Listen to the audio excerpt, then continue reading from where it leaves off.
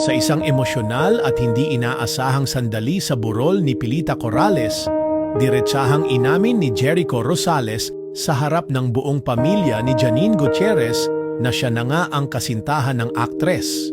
Walang paligoy-ligoy at tila walang intensyong itago pa, sinabi ni Jericho sa gitna ng kanyang tribute speech, "I'm Janine's boyfriend," sabay dagdag ng, "So, let's just put it out there."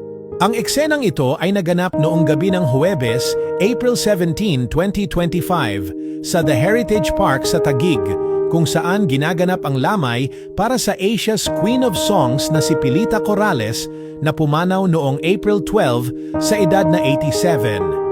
Si Pilita ay lola ni Janine at ina ni Ramon Monching Gutierrez, ang ama ng aktres.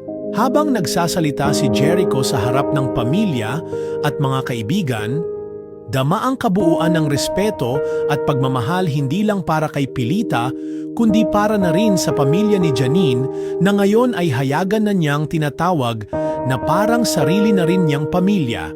Sa video na ini-upload ng netizen na si Essie Rapada sa Facebook, mapapakinggan ang malinaw na tinig ni Jericho habang ibinabahagi ang kanyang damdamin. "I'm here because I'm supporting an amazing family.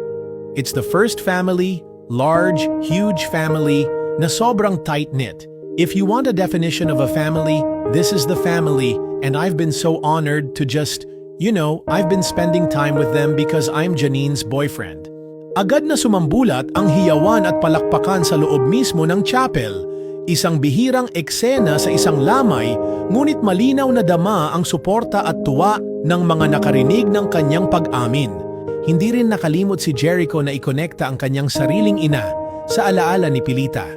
Ayon sa aktor, ang kanyang ina ay may Alzheimer's disease, ngunit tuwing kumakanta ito, laging mga kanta ni Pilita ang umaalingaw-ngaw.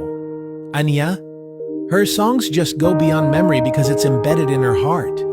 Dagdag niya tuwing dumadalaw si Janine sa kanilang tahanan, nauuwi ito sa eksenang puno ng luha at musika.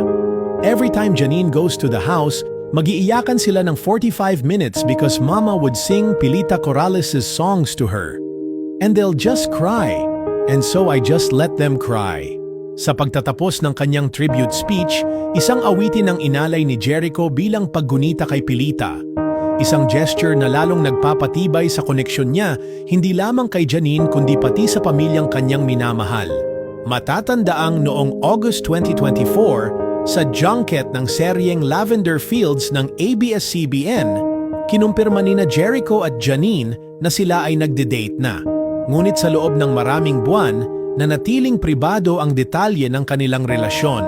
Kaya naman ang public declaration ni Jericho sa gitna ng lamay ay tila isang formal na kumpirmasyon na hindi lang simpleng relasyon ang meron sila. Ito ay isang seryosong pagsasama na tinatanggap at kinikilala na rin ng pamilya. Ang naging revelasyon ni Jericho sa burol ay hindi lamang simpleng pag-amin, kundi isang patunay ng kanyang taos-pusong pakikibahagi sa buhay ni Janine.